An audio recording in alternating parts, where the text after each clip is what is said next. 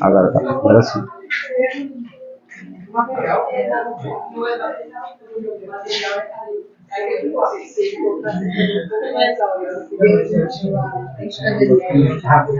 Bom, ó.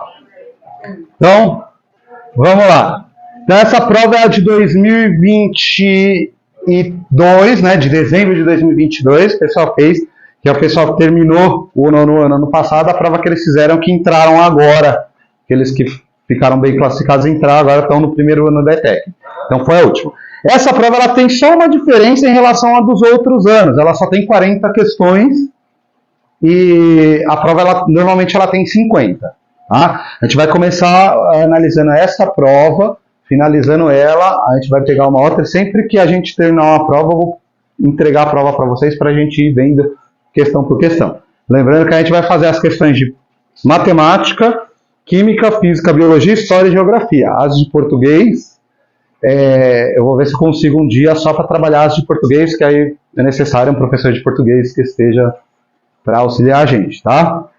Beleza? Então, a gente vai começar essa prova pela questão 4, porque a questão 2 e 3 é a questão de português, certo? E na questão 4, a gente tem, como é tradição na ETEC, um texto enorme. Tá? Leia sempre os textos com atenção. Tá? Tem muita questão da ETEC que tem texto. É importante ler o texto. Muitas vezes a resposta para a questão está no próprio texto. Tá? Então é importante dar uma lida. Você vê que é um texto que fala de oceano. A prova em si, a prova em si fala sobre os oceanos em si. É o tema da prova. Tá? Então, vamos dar uma lida aqui rápida. O limite entre o mar e o oceano é muito delicado, sendo comum observar em notícias ou conversas muitas pessoas utilizarem as palavras mar e oceano como se fossem sinônimos. Essa confusão acontece pelo fato de tanto o mar quanto o oceano se referirem a porções vastas de água salgada. Só que cada um significa uma coisa, né? Nem toda porção de água é chamada de oceano. Tem os mares, canais, golfos, que tudo tem água salgada, porém, né, não são oceanos. A diferença entre os mares e oceanos está na sua extensão. Os primeiros, os mares, são menores. Eles estão em áreas costeiras e eles estão ligados aos oceanos. Tá? Tem os mares, aí a gente tem os mares abertos, que ele tem uma ligação maior. Os mares continentais têm uma ligação, ele está dentro do continente, tem uma ligaçãozinha estreita ali. E os mares fechados, né? O que liga ele para o oceano é um rio, ou um canal, ou alguma coisa. Tá? O oceano é uma grande extensão e está delimitado por porções de terra.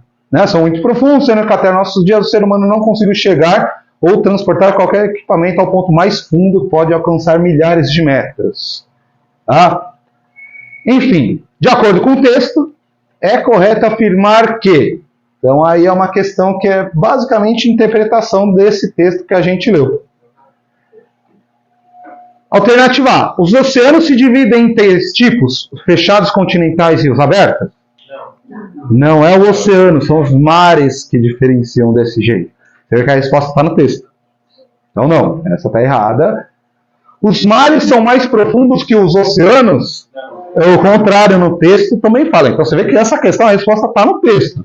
Questão fácil. Basta ler o texto e compreender o texto. É uma questão de nível de dificuldade aí meio baixo. Os termos oceanos e mares são sinônimos?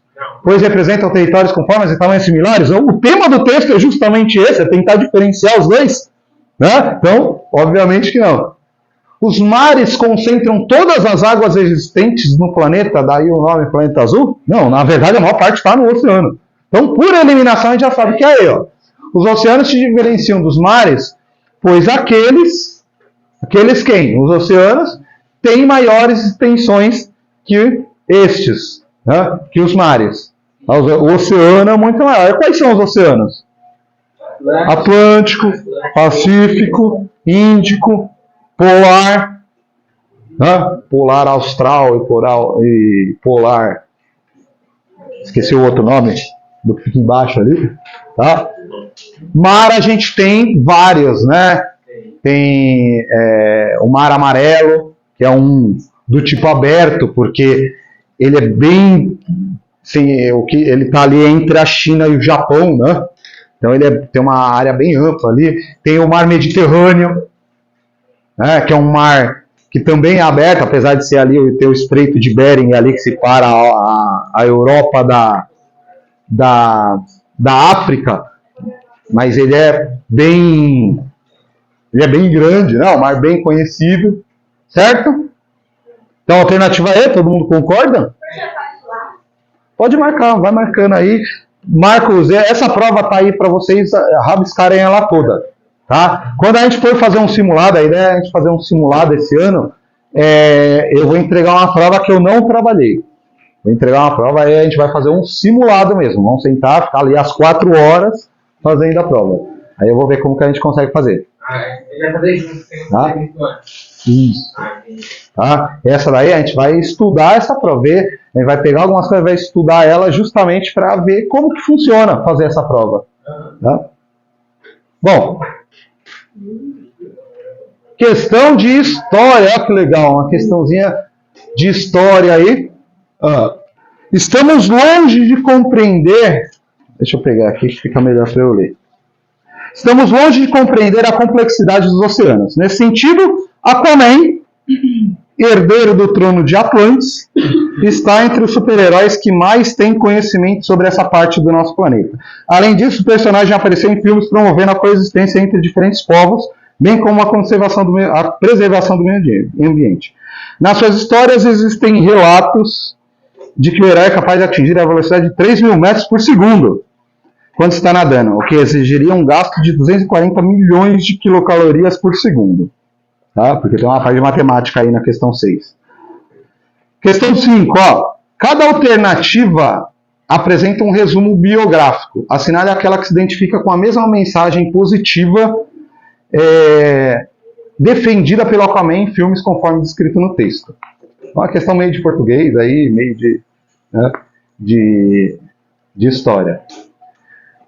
Alternativa A. Getúlio Donelis Vargas, presidente do Brasil. Entre suas realizações, instituiu uma série de direitos aos trabalhadores, como carteira profissional, salário mínimo, 13º e férias remuneradas, motivo pela qual passou a ser chamado de pai dos pobres. O que vocês acham? É falsa, mas por que é falsa? Isso não é verdade? Isso é verdade.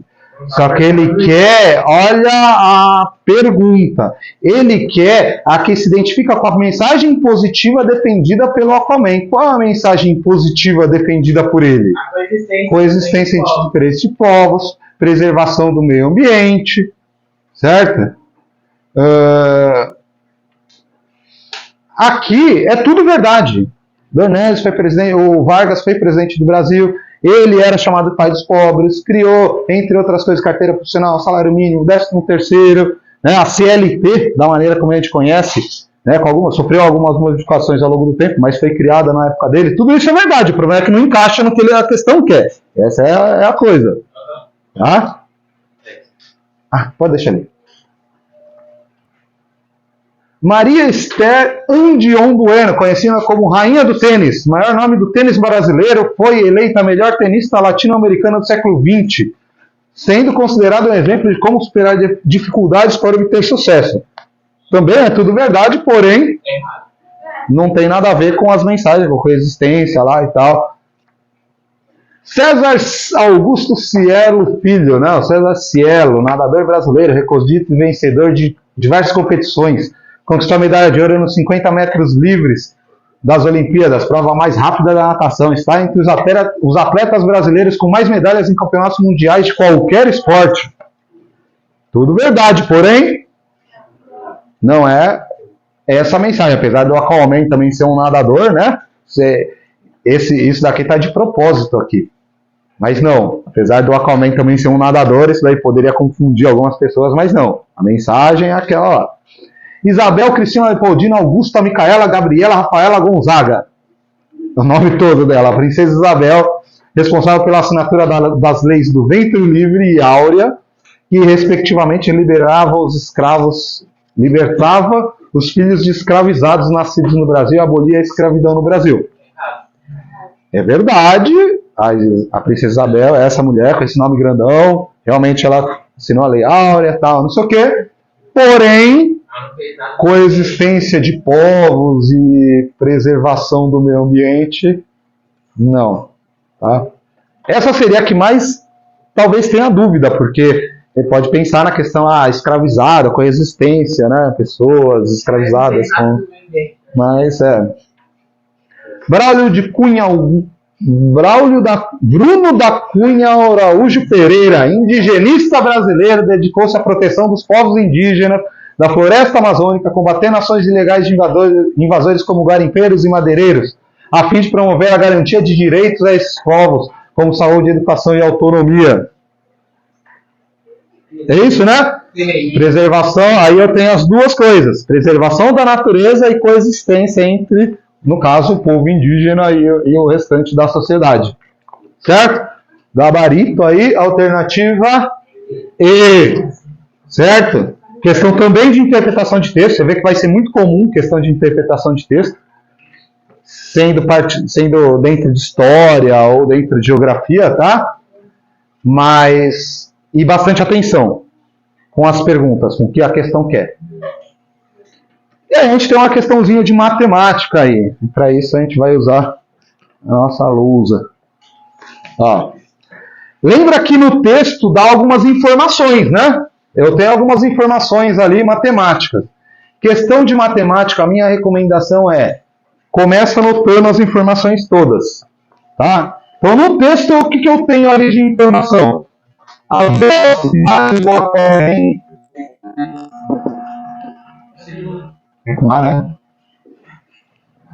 A velocidade dele, que é de 3.000 metros por segundo. Certo? 3.000 metros por segundo. E o gasto energético desse cara, do Aquaman. Vamos colocar aqui um G de gasto energético, que é igual a 240 milhões de quilocalorias por segundo. Certo? Essas são as duas informações que o texto me dá. E aí, eu tenho aqui uma outra coisa, uma outra informação. Ó. Entre os peixes mais velozes do mundo encontra-se o marlim negro, que pode atingir, então vamos diferenciar aqui, ó, a velocidade do Aquaman e a velocidade do marlim negro, que é de 129 quilômetros por hora. Certo? Considere que o Aquaman esteja em uma missão. Para passar despercebido pelo sistema de monitoração por sonar de um navio, o herói precisa nadar na mesma velocidade máxima desse peixe. Ou seja, ele precisa nadar nessa velocidade aqui. Certo? Admitindo que o consumo de calorias é diretamente proporcional à velocidade, para ele conseguir manter essa velocidade mencionada, quantos milhões de quilocalorias ele gastaria por segundo para manter essa velocidade? É uma regra de 3. Eu vou ter que fazer uma regra de 3. Por quê? Porque eu tenho uma relação entre dois valores. Eu tenho uma relação entre a velocidade e o gasto energético. Certo? Para ir nessa velocidade, eu tenho esse gasto calórico. Para ir nessa velocidade, eu tenho um X gasto calórico. Certo? Só que o que acontece? Eu tenho um problema aqui. Eu tenho um problema. Qual é o problema? Para trabalhar a regra de 3, eu tenho que ter as mesmas unidades. E a minha unidade de velocidade está diferente. Tá? Vocês sabem como que eu transformo quilômetro por hora em metro por segundo e vice-versa? Lembram? Divide ou multiplica por 3,6. Então, ó, eu vou usar essa regra aqui, ó, quilômetro por hora, metro por segundo. Se eu quiser passar de metro por segundo para quilômetro por hora, eu vou pegar a velocidade em metro por segundo e multiplicar por 3,6. Se eu quiser passar de quilômetro por hora para metro por segundo, eu vou dividir por 3,6. Certo? Para fazer essa transformação, eu vou fazer desse jeito. Se eu quiser desse para esse, eu multiplico o valor da velocidade de metro por segundo por 3,6, o resultado, velocidade em quilômetro por hora. Se eu quiser passar a velocidade de quilômetro por hora para metro por segundo, eu vou pegar o valor de quilômetro por hora e dividir por 3,6. Por que 3,6? Porque 1 quilômetro tem 1.000 metros. Certo? 1 quilômetro tem 1.000 metros. Só que 1 hora tem 3.600 segundos. Se você dividir 3.600 por 1.000, vai dar o tal do 3,6. Tá? É porque a razão de proporcionalidade entre essas duas grandezas é diferente. Tá? Como que eu poderia fazer se eu não lembrasse aquilo? Se eu não lembrasse essa regra aqui, ó, como que eu teria que fazer? Por exemplo, ó, quero transformar quilômetro por hora em metro por segundo. Tá? Como que eu vou fazer? É 129 km por hora, certo?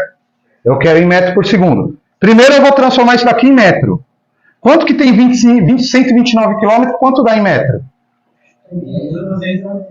129.000 metros.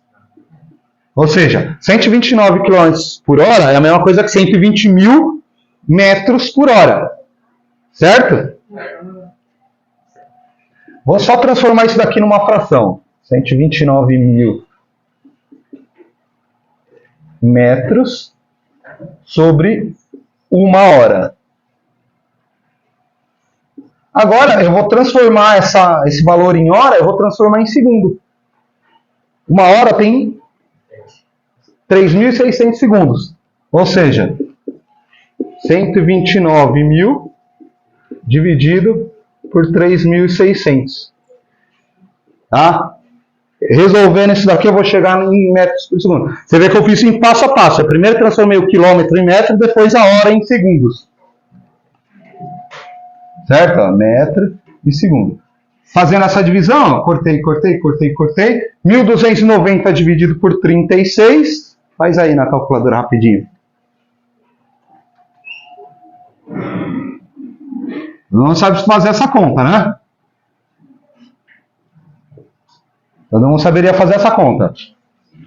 Quanto que dá? 35,83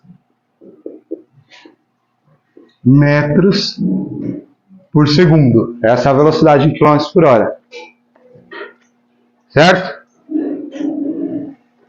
Essa é a velocidade, esses 129 km por hora em metros por segundo dá isso daqui. Tranquilo? Então vamos lá. Ó. Agora eu vou fazer a minha regra de 3. Aqui, ó. Velocidade e gasto energético. Vamos lá. Ó. Qual a velocidade? Se em 3.000 metros por segundo eu gasto 240 milhões de calorias por segundo, em 35,83 metros por segundo, eu vou gastar X milhões de quilocalorias. Certo? Regra de 3 está certa ali? Está certinha? Então, ó, velocidade. Aqui é velocidade, aqui é velocidade. Está na mesma unidade, metro por segundo, metro por segundo. Aqui o gasto calórico, o gasto energético, 240 milhões de quilocalorias. E aqui X milhões de quilocalorias. A minha resposta vai dar em milhões de quilocalorias. Certo? Ele falou do negócio de proporção, que é diretamente, né? Ele falou que é diretamente. É diretamente proporcional. Então eu preciso mexer aqui? Não, né? Fazer a multiplicação em cruz, então. Eu vou ter 3.000x é igual... Faz a conta aí, Maria. 240 vezes 35,83. 35,8. 240 vezes 35,8. Vai achar a resposta aproximada. Aproximada. Quanto? 8.592.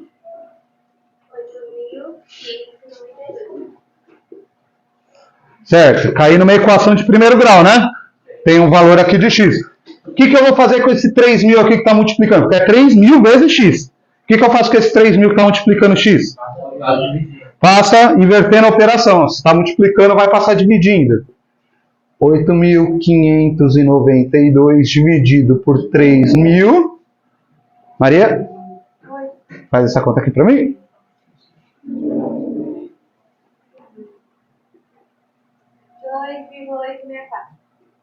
864 milhões de quilocalorias por segundo. Tem alguma alternativa aí que bate? Alternativa A, né? 2,86. 2,9, né? Arredondando. Gabarito qualquer então? Alternativa A. Difícil? Difícil. Difícil não é, na verdade. O problema é entender. O maior problema é a gente entender, compreender a questão, ver o que eu tenho que fazer. Você vê que, teoricamente, o que eu tive que fazer aqui? Uma conta de vezes, ou uma transformação aqui num processo mais... Oi? Tá sim.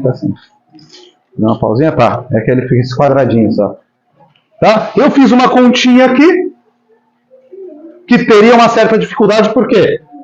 Eu vou trabalhar com número decimal, então você tem que lembrar das regrinhas da vírgula ali, né? E depois uma regrinha de 3. Certo? A questão em si é tranquila. O problema é eu raciocinar em cima disso. Perceber que eu tenho uma relação que aí eu vou conseguir resolver por regra de 3. Perceber, eu acredito, ó, é uma visão minha, mas eu acredito que muita gente errou aqui, ó. Fez a regra de 3, mas aqui fez ela com 129. Fez com a velocidade em km por hora. Provavelmente a maioria errou aí. Porque realmente, tipo, agora no começo, né, a gente está tendo um contato inicial com física, a gente não tem essa percepção de que eu tenho que ficar prestando atenção na unidade de medida. E é importante.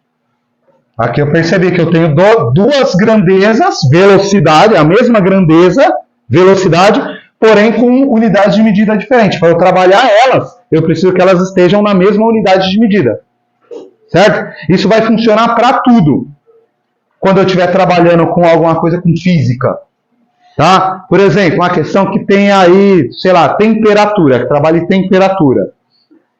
Se eu tiver uma temperatura em graus Celsius e eu tiver uma outra temperatura em graus Fahrenheit, por exemplo, eu não consigo trabalhar ela, não consigo trabalhar uma regra de 3 com elas. Mesmo sendo os dois sendo temperatura. Eu preciso dar um jeito de transformar isso em graus Celsius ou transformar isso em graus Fahrenheit. Tá? Distância. Tenho lá, o carro percorreu 5 quilômetros. Enquanto um ônibus percorreu 3.200 metros. Eu tenho que transformar esses 3.200 metros em quilômetro ou transformar os 5 quilômetros em metro. Eu tenho que trabalhar a mesma unidade. Certo? Não pode esquecer. Muita gente erra a questão de física nessa parte aqui. Aí você começou errado, você vai terminar errado. Você vai fazer isso daqui, vai anotar, ou não vai bater com nenhuma, e aí a pessoa vai tentar, vai anotar o que seja mais próximo ali. Ou se você realmente tiver tempo, depois mais para frente, lembra, você tenta resolver. Você tem lá quantos minutos? 3 a 4 minutos para fazer cada questão. E um minuto e meio, você percebeu, tentou fazer, chegou no resultado, mas não bateu com nenhuma do gabarito. Você vai parar, vai ficar mais tempo ali tentando achar o seu erro? Não. Deixa ali, faz uma marquinha para voltar nela e passa para a próxima. Terminou a prova, você retorna nessa questão e aí você vai caçar o seu erro. O que você fez de errado? Às vezes você vai conseguir perceber aqui. Tá? Não perde muito tempo na questão. Tentou fazer. chegou no resultado, você tem uma noção do que fazer, chegou no resultado, ele não bateu com nenhuma do gabarito, não refaça na hora. Pula, termina a prova, você vai terminar a prova, você vai ter tempo ainda para voltar, você vai voltar depois nessa questão, e aí você vai caçar onde que você errou, o que aconteceu. Às vezes você fez uma conta ali errada, às vezes é uma continha errada que você fez, uma multiplicação ali, que você subiu o número no lugar errado. Não acontece isso? Não acontece isso quando vocês estão lá fazendo prova de matemática? Você erra ali a continha, você iria perceber. Mas aí você volta depois com calma. Garante o quê? As fáceis. Garante a maior quantidade de pontos no começo da prova. Depois você volta nessa questão aqui se você não acertou de primeira. Beleza? Tá? Bom, então, gabarito. Questão 7. Também é física, tá? Ela é mais física do que matemática em si. Tá? Ó, vamos lá. Aqui é física, mas dá para resolver através de raciocínio lógico. Tá? Ó, questão 7. O gasto calórico mencionado no texto está relacionado, entre outros fatores, à força de arrasto, que é uma força de resistência que atrapalha o movimento do corpo e um fluido. Caramba, né? O que ele está falando aqui? É mais fácil, imagina eu correndo. É mais fácil eu correr aqui ou é mais fácil eu correr dentro de uma piscina com água pelo pescoço? Onde é mais fácil eu correr? Por quê? Não tem a verdade atrapalhando. Não tem água atrapalhando, não tem a força. Essa força que atrapalha a gente chama de arrasto. Tá? E aí depende da aerodinâmica, por exemplo. Por isso que você não vê... por isso que um carro ele tem mais ou menos sempre o mesmo formato. O que muda ali tem porta-malas e tal, mas ele começa mais fino, ele faz um negócio assim, né? Por quê? A aerodinâmica, o formato vai atrapalhar ou não o arrasto, vai diminuir o arrasto ou não. Mas a densidade do local onde eu estou é o principal. A água é muito mais densa que o ar, então é mais difícil eu me mover nela, ela dá mais arrasto, eu gasto mais energia para me mover nela. Tá? Então, ó, outra coisa que ele fala, a força de arrasto, por sua vez, é diretamente proporcional à densidade do fluido. Quanto mais denso for o fluido que eu estou, mais difícil é eu me movimentar nele. Né? O ar, ele é bem pouco denso, então ele sai da minha frente. Quando eu estou andando, o ar, ele é meio, como que eu posso explicar? Ele é mole. Então ele sai da minha frente. O ar que está aqui na minha frente, eu não tenho quase nenhum gasto energético para que ele saia da minha frente. A água não, ela resiste mais à minha força de passagem. Tá? Agora imagina que em vez de água, nessa piscina tivesse gel. Piscina cheia de gel. Gel de cabelo. Pior ainda. Eu vou gastar maior energia para me mover lá, porque ele é mais denso, então ele vai ter mais arrasto ainda. Certo? Tá. Sabendo que a densidade da água do oceano aumenta com a profundidade, ou seja, quanto mais fundo, mais denso. A maneira mais eficiente para que o Aquaman reduza seu gasto calórico sem diminuir a velocidade é nadar aonde? Próximo do fundo, próximo da superfície, batendo os pés e braços ao mesmo tempo. Ponto médio entre o fundo e a superfície, no meio ali, batendo apenas os pés, mas mantendo só... É a convulsão, é a cadeira. Se ele bater, é a B, né? Quanto mais, se a densidade ela aumenta o gasto, e quanto mais fundo, mais denso, eu tenho que estar o mais próximo da superfície possível. Eu vou estar na parte menos densa, e aí eu consigo nadar com menos gasto de energia. Certo? Beleza? Raciocínio lógico aqui, você nem precisaria ter assim nem saber o que é densidade, na verdade, nessa questão. Bastaria a informação, tá toda no texto, né? Tá toda no próprio enunciado. Toda a informação que você precisa. Também é uma coisa que é muito comum nas provas da ETEC. A resposta está na própria enunciada. Basta você procurar, basta você ler com atenção. Basta você ler em pedaços. Você vê que eu leio uma parte, paro, falo, leio outra parte, paro, leio, entenda aquela primeira parte antes de passar para a próxima. Às vezes a resposta está ali. Só vai precisar olhar. Lembra disso lá do sexto ano? Não lembra? Cadeia alimentar e teia alimentar? Nossa Senhora! Isso é uma teia alimentar. O que é uma teia alimentar? É um diagrama, um desenho que representa as interações alimentares entre os seres vivos que vivem em um determinado local. Então isso daqui poderia ser, por exemplo, um aquário em um zoológico, por exemplo. Dentro desse aquário enorme, desse ambiente fechado, eu tenho todos esses animais, todos esses seres vivos. E eles se relacionam, um se alimentando do outro, seguindo essas setas aqui. Então, o que significa essa seta? Então, por exemplo, ó, você tem o fitoplâncton aqui, e aqui eu tenho uma seta apontando para aqui para o crio. O crio é uma espécie de camarão, tá? O que isso significa? Que o fitoplâncton ele serve como alimento para o crio, tá? Ou o crio se alimenta do fitoplâncton. E aí a baleia azul ela se alimenta desse camarão, certo? Então são as relações alimentares. A seta aponta para quem está se alimentando, para quem está comendo o anterior, certo? Tem algumas relações, então eu tenho animais aqui que não têm predadores, eu consigo analisar várias situações aqui, tá? Vamos passar para a questão, depois se for o caso eu comento alguma coisa aqui. Ó, questão 8. As relações alimentares entre os diversos organismos de um ecossistema costumam ser representadas por meio de diagramas denominados teias alimentares, que é o que a gente acabou de ver. Ou redes alimentares. Essas teias são compostas por diversas cadeias interligadas por meios de setas, que unem os componentes da comunidade entre si, evidenciando suas relações quanto aos diferentes níveis tróficos. O que é um nível trófico? A posição na qual aquele ser vivo está na cadeia alimentar. Se ele é uma presa, se ele é um predador, se ele é uma planta lá no começo, se ele é um predador de topo lá no fim, predador daquele ambiente, o maior predador. Tá?